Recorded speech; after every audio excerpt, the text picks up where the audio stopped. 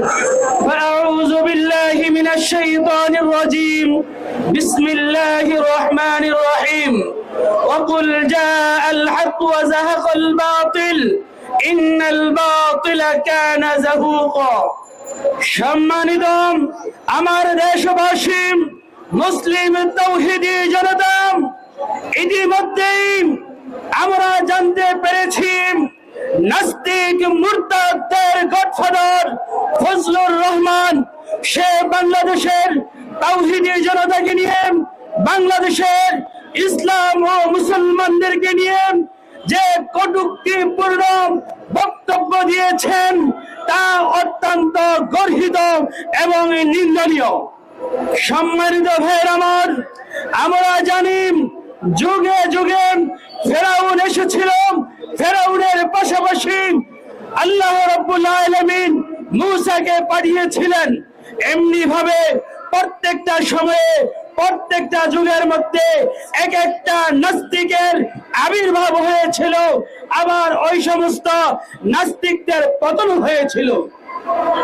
সম্মানিত ভাইয়ের আমার, আমরা ইতিমধ্যে জানতে পেরেছি নাস্তিক ফজলুর রহমান তিনি একটি কথা বলেছেন, বাংলাদেশের উলামায়ে কেরামদেরকে দাওয়াত দিয়ে 500 বা 1000 টাকা দিলে তারা দাওয়াত ঘুরিয়ে ফেলেন। আমি বলবো ফজলুর রহমান, তোমার ইতিহাস জানা নেই, তুমি ঘুমন্ত রয়েছ। এদেশের মধ্যে সবচেয়ে বেশি দুর্নীতির বিরুদ্ধে কাজ করেছিল ডক্টর ফখরুদ্দিন এবং সেনাপ্রধান মাইনুদ্দিন।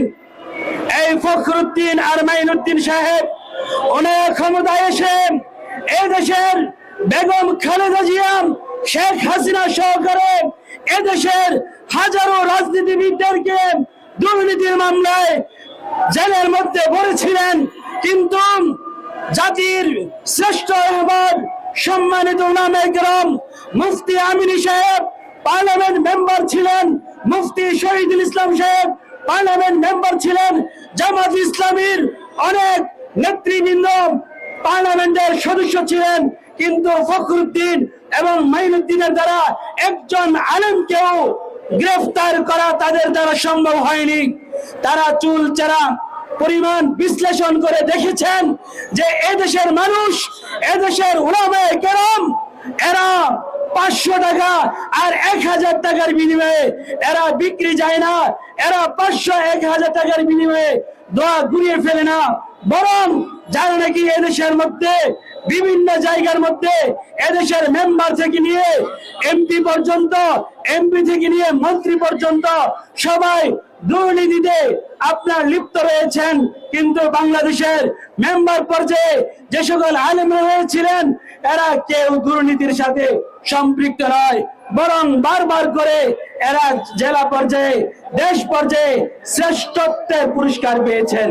এজন্য আমি বলবো জনাব ফজলুর রহমান সাহেব, আপনি যদি আপনার এই বক্তব্য পরিহার না করেন তাহলে টাকলা মুরাদ এবং লতিফ সিদ্দিকীর যেই পরিণতি হয়েছিল তার চেয়ে আরো ভয়াবহ পরিণতি আপনার হবে ইনশাআল্লাহ। টাকলা মুরাদের এখন আর খানা নেই, লতিফ সিদ্দিকীর এখন আর খানা নেই, আপনি ফজলুর রহমানেরও আর খানা থাকবে না ইনশাআল্লাহ। আমি বলতে চাই বিএনপির যে সকল নেতা কর্মীরা রয়েছেন, আপনারা আপনাদের এই ধান ক্ষেতের মধ্যে আর আগাছা জন্ম দিয়েন না।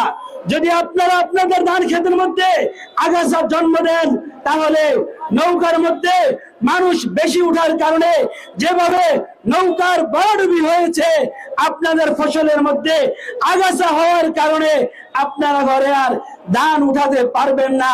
আগাছা আর ধানের চিটা ছাড়া আপনাদের আর কোনো পথ থাকবে না। এই জন্য আমি বিএনপির নেতৃবৃন্দকে বলবো, আপনারা অনতিবিলম্বে ফজলুর রহমানকে আপনাদের বিএনপি থেকে স্থায়ী বহিষ্কারের জন্য আবেদন করে আজকে আমি আমার বক্তব্য এখানে শেষ করলাম। আল্লাহ হাফেজ ওয়া আখির দাওয়ানা আলহামদুলিল্লাহি রাব্বিল আলামিন।